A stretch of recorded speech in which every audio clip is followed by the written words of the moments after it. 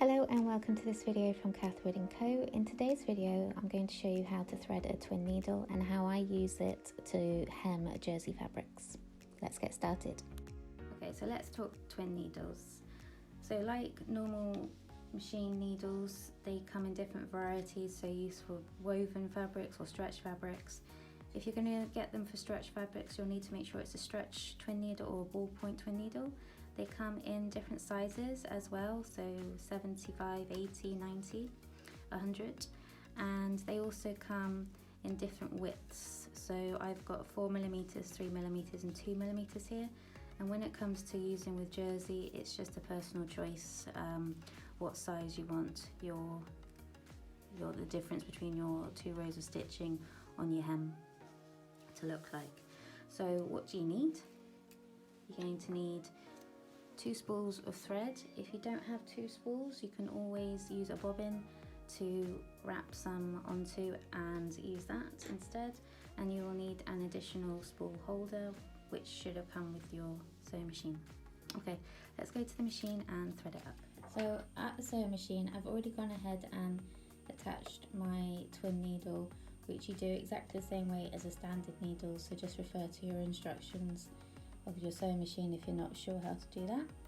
So let's go to the top. So this is my spool holder attached to the machine, and I am just going to attach my second spool holder and put on my thread.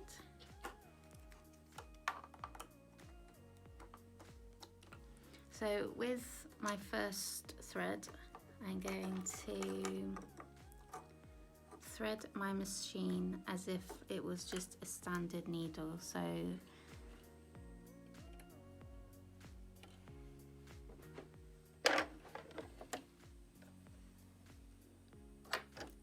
and I pass it through the first thread guide, the second thread guide, thread it through the left hand needle,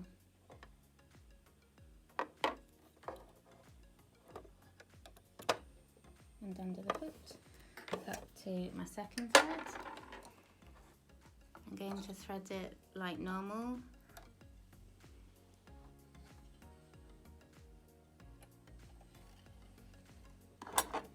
And this time I'm going to pass it through the first thread guide but not the second thread guide. If you do that, your threads are likely to tangle. And now I'm going to thread the right hand needle. Okay. And I've already got my bobbin in place. So I've just got a piece of scrap here, scrap jersey. Now the first thing I want to do is the first few stitches, I'm using my hand wheel, and I'm just on a straight stitch, just a standard straight stitch.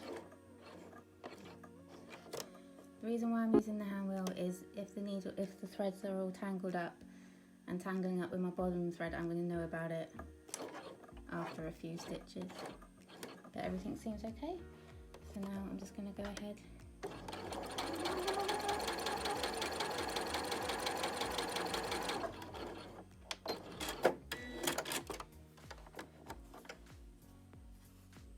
That is my twin needle sewn from the right side with some tunneling, and on the wrong side you can see there's a zigzag stitch, which is what gives you stretch.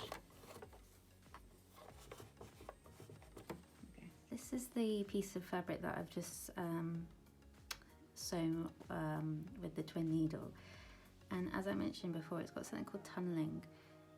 So tunneling is due to the zigzag bringing in the fabric, so you get like a raised mound in the middle where you would want that flat. So what I do to avoid tunneling is, I've got another scrap piece I've just folded up I use this wash away stabilising tape, which is a double-sided tape, and it doesn't have any stretch to it, but it's wash away, so when you do wash it, this will disappear and you'll get your stretch back. But what it does, it prevents the tunneling and also something called puckering, which can happen. And puckering is where your seams go all wavy. So I just got this off Amazon, and it is double-sided and it is fiddly to separate the sides.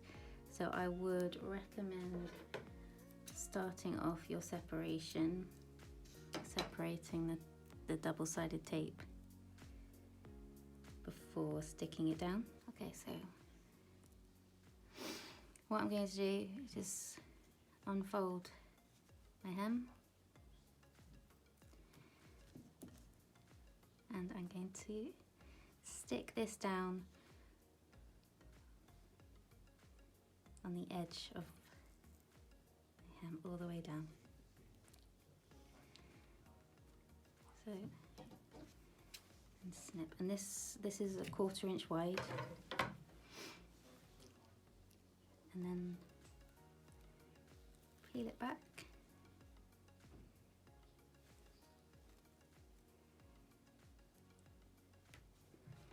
And stick it down.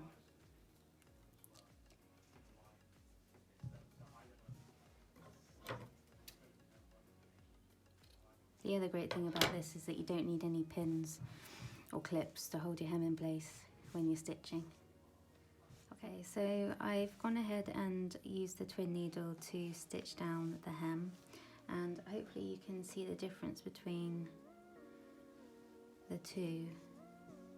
So I think the thing that really stands out to me, even if you can't see the tunneling, is that even though I've used the same width between the needles on the twin needle, this looks much wider than this because my fabric isn't being drawn together. So I get a much neater finish. And from the back, it looks like this. And what you want to do when you're using a twin needle is you want to line up your left hand needle with the edge of what you want to catch. So you want to line your left hand needle up with the edge of the hem, and that catches that edge, completely enclosing the hem. And it gives a really nice neat finish with stretch once you've washed away the stabilising tape. But you can see the difference between using stabilising tape and not. Right, and let's just compare this to a usual zigzag or lightning bolt stretch stitch. This is the stretch stitch, the one that looks like the lightning bolt, and it's absolutely fine. It gives you a really nice stretch. Once again, if you line it up with the hem edge, you will get a nice neat finish. But the thing that I've got an issue here, and I hope you can see it, is I have puckering on my sleeve, on my seam. So I've got ripples in the fabric, which is quite a common problem when sewing the jersey. So I'm just going to give it a good press.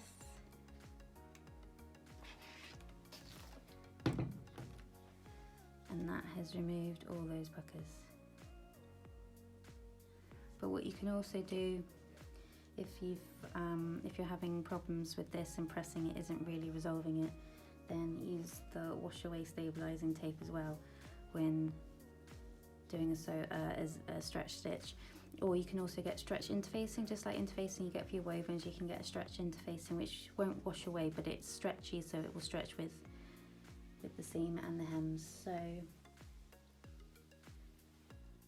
a twin needle hem is my preferred choice. I think it gives a more professional finish, but if you don't want to use twin needles, then the stretch zigzag is good as well.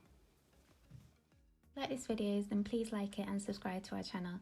Please also check out our Instagram page at Catherwood&Co Patterns for news and updates. Thank you and goodbye.